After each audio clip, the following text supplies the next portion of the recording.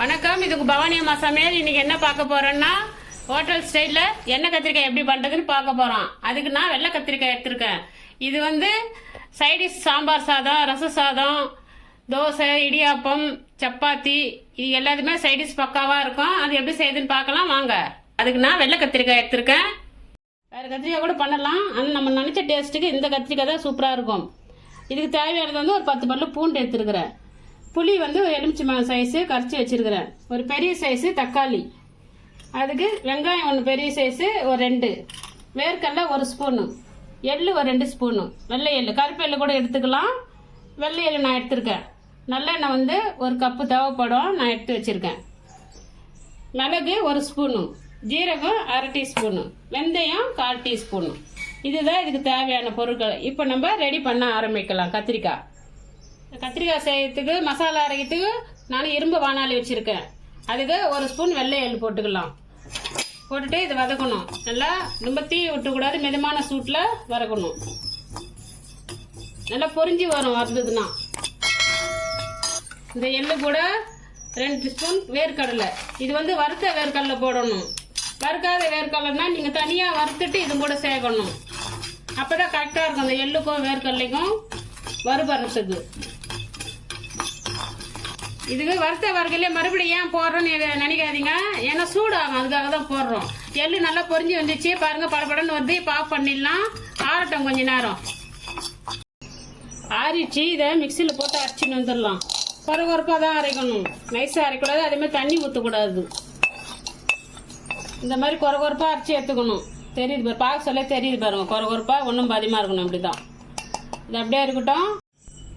இந்த கத்திரிக்காய் செய்யறதுக்கு முன்னாடி இந்த தண்ணியிலேருந்து வடித்து ஒரு காட்டன் துணியை ஒரு டிஷ்யூன் பேப்பரை வச்சு ஈரம் இல்லாமல் தொடச்சி எடுத்துடணும். அப்போ தான் எண்ணெயில் நம்ம போடும்போது படப்படன்னு வெடிக்காமல் இருக்கும், நம்மளால தெரிக்காமல் இருக்கும்.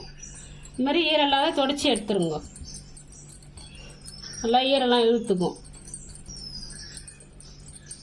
இந்த மாதிரி தொடச்சி எடுத்துணும். எப்படி ட்ரையாக இருக்குது பாருங்க. தொடச்சிட்டோம். இப்போ நம்ம சமைக்க ஆரம்பிக்கலாம். கடாயை வச்சுட்டுக்கோம். இதில் ஒரு கப் எண்ணெய் ஊற்றுறேன். இது வந்து ஒரு 100 எண்ணெய் இருக்கும். நல்லெண்ணெய் தான் ஊற்றணும். நல்லெண்ணெய் ஊற்றினா தான் டேஸ்ட்டாக இருக்கும் அந்த கத்திரிக்காய்க்கு. எண்ணெய் கொஞ்சம் 2 ஸ்பூன் அதிகமாக இருந்தால் தான் இந்த கத்திரிக்காய் வந்து 2-3 நாளைக்கு வச்சு சாப்பிட்றதுக்கு சூப்பராக இருக்கும். அதனால் எண்ணெய் கொஞ்சம் கூடுதலாக இருக்கலாம். எண்ணெய் காஞ்சிடுச்சு. இப்போ நம்ம கத்திரிக்காவை இந்த எண்ணெயில் போட்டு வதக்கி எடுத்துக்கணும். ஒன்று ஒன்றா போட்டுக்கலாம், பொறுமையாக போடுங்க.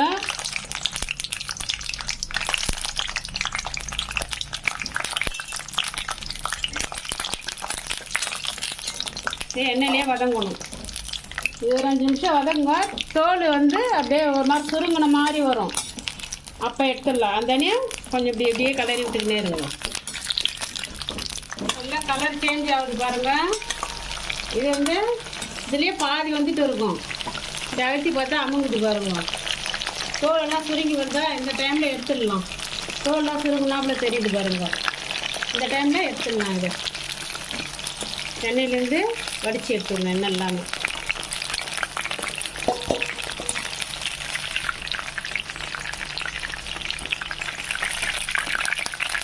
இப்போ அதே எண்ணெயில் 1 ஸ்பூன் மிளகு போடணும்,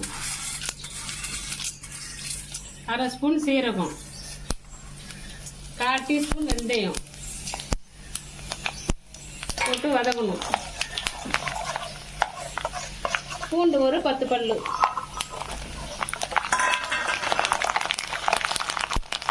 இதெல்லாம் பொரிஞ்சு வந்ததும் ஒரு கத்து கருவேப்பிலை சேர்த்துக்கலாம். கருவேப்பிலை பார்த்து சேருங்க. வெங்காயம் மீடியம் சைஸு 2 வெங்காயம். ரொம்ப சின்னதாக இருந்தால் 3 வெங்காயம் சேர்த்துக்கலாம். தீயை சிம்மில் வச்சுக்கோங்க. 1 நிமிஷம் வெங்காயம் வதங்கணும். தக்காளி பெரிய சைஸு 1 எடுத்துருக்கேன். அதையும் போட்டு வதக்கிக்கலாம். இது நல்லா தக்காளி கூழாட்ட வரணும். அதுக்கு என்ன பண்ணணும், 1/2 ஸ்பூன் கல் உப்பு சேர்த்துக்கலாம்.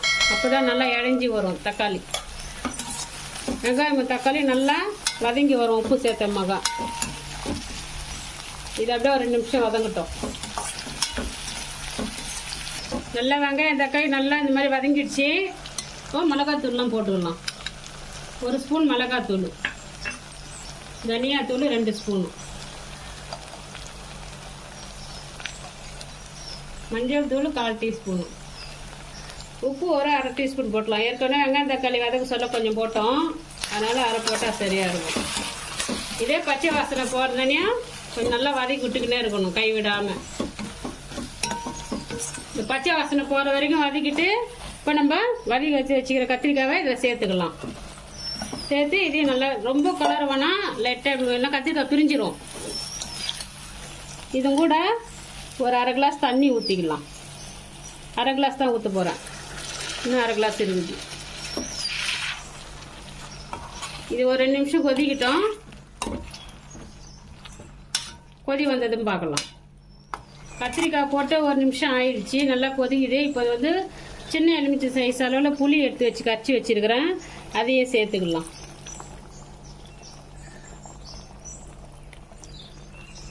புளியை கரைச்சி ஊற்றி ஒரு 5 நிமிஷம் கொதி வரட்டும். தீ வந்து மிதமான சூட்லேயே இருக்கட்டும், ரொம்ப சிறுவை வச்சிடாதீங்க. புளி ஊற்றி ஒரு 5 நிமிஷம் கொதிச்சிருக்குது, போதும். இந்த பதம் இந்த டைமில் நம்ம இந்த அரைச்சி வச்சுக்கிற பொடியை இதை சேர்த்துடலாம். இதுதான் இந்த கத்திரிக்காய்க்கு ஹைலைட்டு, டேஸ்ட்டாக இருக்கும் நல்லா.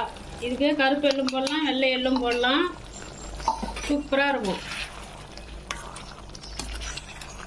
இதை அப்படியே 1 நிமிஷம் கலரி விடணும், அப்படியே திக்னஸாக வரும். இதெல்லாம் போட்டுட்டு உப்பு டேஸ்ட் பண்ணி பாருங்க. கரெக்டாக இருந்தால் விட்டுடலாம், கம்மியாக இருந்தால் போட்டுங்க. எனக்கு கொஞ்சம் கம்மியாக இருக்குது, அதனால 1/4 டீஸ்பூன் சேர்த்துக்கிறேன் கல் உப்பு. இதே மாதிரி நீங்கள் வீட்டில் செஞ்சு பார்த்துட்டு எப்படி வந்ததுன்னு கமெண்ட்ஸில் சொல்லுங்கள். இந்த வீடியோ பிடிச்சிருந்தா லைக் பண்ணுங்கள், உங்கள் ஃப்ரெண்டுக்கெல்லாம் ஷேர் பண்ணி விடுங்க. புதுசாக நம்ம வீடியோவை பார்க்குறவங்களா இருந்தால் சப்ஸ்கிரைப் பண்ணிக்கோங்க. நன்றி, வணக்கம்.